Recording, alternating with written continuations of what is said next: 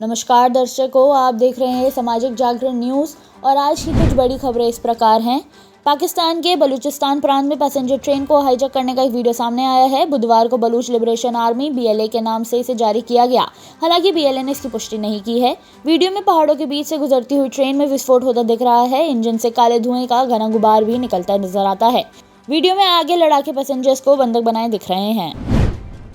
Ukraine war खत्म करने को लेकर मंगलवार को अमेरिकी और यूक्रेनी अधिकारियों के बीच बैठक हुई। इसके बाद यूक्रेन ने अमेरिका के 30 दिन का युद्ध विराम प्रस्ताव स्वीकार कर लिया है। इसकी पुष्टि यूक्रेन के राष्ट्रपति व्लादिमीर ज़ेलेंस्की ने की। अमेरिकी उपराष्ट्रपति JD वेंस इसी महीने भारत दौरे पर आएंगे। पॉलिटिको की रिपोर्ट के मुताबिक अमेरिका की सेकंड लेडी और वेंस की पत्नी उषा वेंस भी साथ आएंगे। उपराष्ट्रपति के तौर पर JD वेंस की ये दूसरी विदेश यात्रा होगी। इससे पहले उन्होंने फरवरी में यूरोपीय देशों जर्मनी और फ्रांस की यात्रा की थी। गृह मंत्रालय ने बुधवार को राज्यसभा में बताया कि साइबर क्राइम कोऑर्डिनेशन सेंटर ने डिजिटल अरेस्ट मामलों में शामिल 3,962 से ज्यादा स्काइप ID और 83,667 व्हाट्सएप अकाउंट्स की पहचान करके ब्लॉक कर दिया है। I4C साइबर अपराधों पर निगरानी के लिए गृह मंत्रालय स्पेशल विंग है।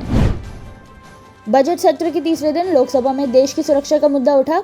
कांग्रेस और DMK ने भारत पाकिस्तान सीमा के पास एक रिन्यूएबल एनर्जी प्रोजेक्ट को मंजूरी दे जाने पर आपत्ति जताई। तमिलनाडु के मुख्यमंत्री M.K. स्टालिन के बाद अब उनके बेटे उदयनिधि स्टालिन ने राज्य के लोगों से जल्द बच्चे पैदा करने की अपील की है। साथ ही बच्चों के नाम तमिल में रखने को कहा है। उदयनिधि ने कहा, हमने राज्य की जनसंख्या नियंत्रित की, लेकिन अब हम इससे समस्या हो रही है। भारत आने वाले विदेशी नागरिकों की आवाजाही प्रक्रिया को व्यवस्थित बनाने के लिए केंद्र सरकार ने मंगलवार को लोकसभा में इमिग्रेशन और विदेशी विधेयक 2025 पेश किया। इस बिल के मुताबिक यदि कोई गैर कानूनी तरीके से किसी विदेशी को देश में लाता, ठहराता या बसाता है तो उसे 3 साल जेल या 2 से 5 लाख रुपए का जुर्माना या फिर दोनों की सजा हो सकती है। जम्मू में राजौरी जिले के नौशेरा सेक्टर में सीमा पार से हुई गोलीबारी में सेना का एक जवान घायल हो गया। जवान की पहचान मन कुमार बेगा के रूप में हुई है। वे गोरखा रेजिमेंट का है।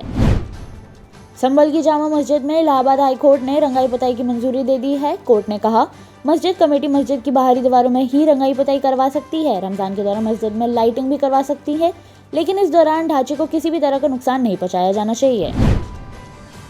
मद्रास हाईकोर्ट की मुदेरा पीठ ने एक फैसले की सुनवाई करते हुए कहा कि तमिलनाडु में सरकारी नौकरी चाहने वालों को तमिल पढ़ना और लिखना आना चाहिए।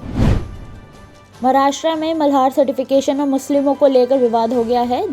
दरअसल राज्य के मछली पालन मंत्री नितेश राणे ने मल्हार सर्टिफिकेशन की शुरुआत की। इसके तहत पूरे राज्य में हलाल मटन बेचने वाली सारी दुकानों का रजिस्ट्रेशन कराया जाएगा। इन दुकानों के जरिए सिर्फ हिंदू ही मटन बेच सकेंगे। इसके अलावा उन्होंने कहा कि छत्रपति शिवाजी महाराज की सेना में एक भी मुसलमान नहीं था।